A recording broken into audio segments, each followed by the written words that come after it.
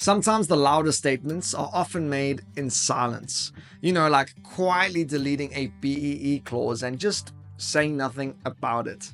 My friends, coming up in today's episode, one minister tweaks a line in a draft mining bill and cracks open a much wider debate on BEE. MultiChoice loses another 1 million subscribers, but at the same time manages to escape insolvency. And the Bulls brace for a battle against a near unbeaten Leinster squad. And yes, we've also got a stat about Chinese cars that will probably make you double check your logo. Let's get into it. And kicking us off with current affairs, I agree. On the surface, this might sound like a rather boring update, but it quietly opened a much bigger conversation around the way BEE policies are implemented in this country. You see, this week, our minerals minister quietly deleted a BEE clause from a new draft mining bill. You see, this rule would have essentially forced exploration companies, the ones searching for minerals, not mining them yet, to meet full empowerment targets before getting a license. So you might be wondering, why did he do this? Turns out that experts warned him that it could kill off what little investment remains in early stage exploration, where these companies take the highest risk, literally spending millions just to find out if there's anything worth mining. So what does he do? He backtracked, removed the BEE clause entirely. But look, there's no press release, just a footnote correction. So while this may seem like a simple policy tweak in mining, it does raise a far greater question for the rest of us. If government has just quietly admitted that some BEE rules scare off economic growth, what does that say about how these rules are used more broadly? And who gets to make these trade-offs and when? So Eskom's new transmission company says it is out of time and almost out of patience. After years of failed negotiations with landowners, it's preparing to expropriate land to fast-track power lines for renewable energy. The problem that they're facing is that our best solar and wind projects are in provinces with no spare grid capacity. And without new lines, they supposedly can't connect, which means no clean power and no growth. So their plan is to build 14,000 kilometers of transmission lines over the next decade. But the pace is crawling, partly because some landowners are holding out, with negotiations dragging on for up to 4 years. Add to that slow admin, legal red tape, and underinvestment, and this whole rollout is still stuck in first gear. Now though, the state has reportedly says it's done asking nicely, but landowners are already lawyering up. It is now a legal and political minefield, and we haven't even started building yet. And on to our quick fire mentions. President Ramaphosa heads to Canada next week for the G7 summit, where he's going to reportedly pitch Africa's green hydrogen potential as a cornerstone of the continent's energy future. The FSCA has warned against deepfake scams using fake videos of Ramaphosa and other political figures to promote bogus investment platforms promoting ludicrous returns.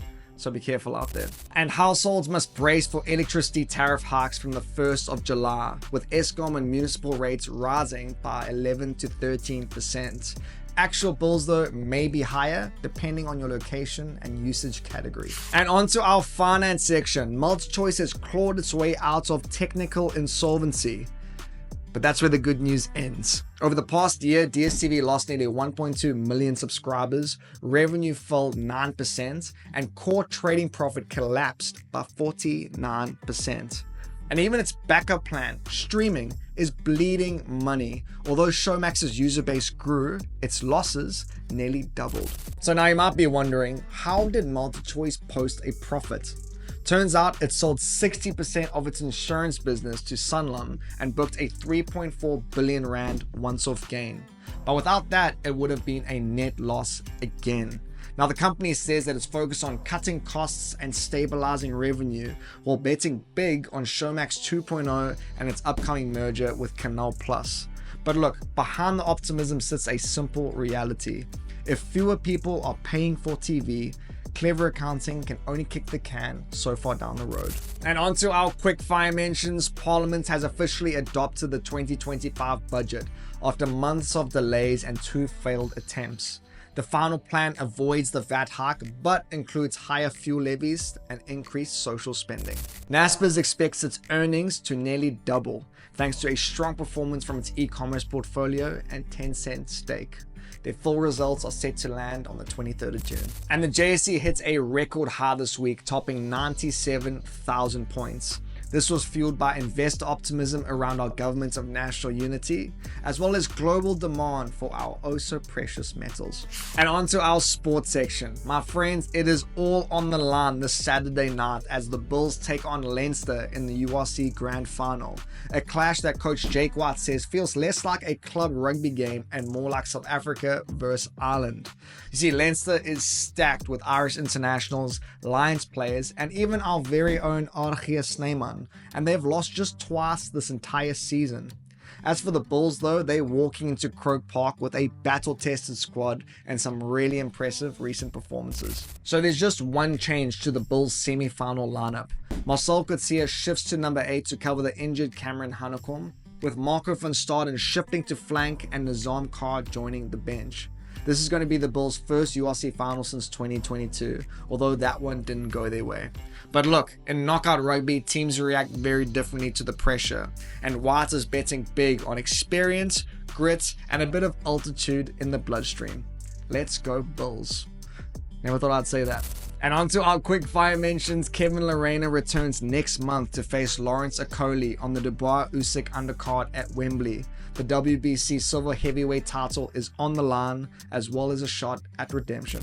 After a shocking collapse with the bat, the Proteas roared back into contention at Lord's yesterday, ripping through Australia's middle order and leaving them 114 for 8 at the stumps with a lead of 218. Today is going to be an exciting day. Our Proteas women lost their ODI opener to the West Indies by 4 wickets.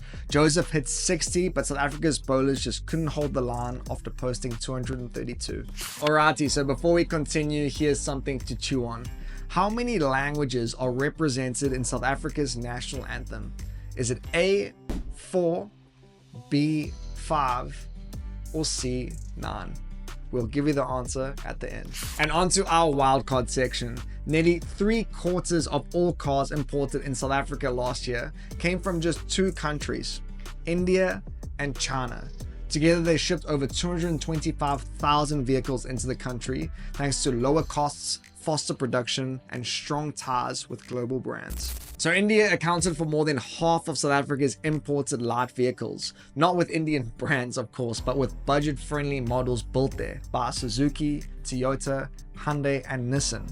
China though followed with surging volumes from their local brands Chery, Haval, and GWM, plus Chinese-made stock from brands like Ford, Kia, and Volvo. But look, it's not just a price story, it's a manufacturing one. As more car makers shift production to Asia, South Africa's roads are increasingly full of cars built in India or China, even if the logo says Japan, Germany, or the US. And as for that Bagel Bite, the answer is 5. South Africa's national anthem weaves together 5 official languages: Xhosa, Zulu, Sesotho, Afrikaans, and English, making it the most multilingual national anthem in the world.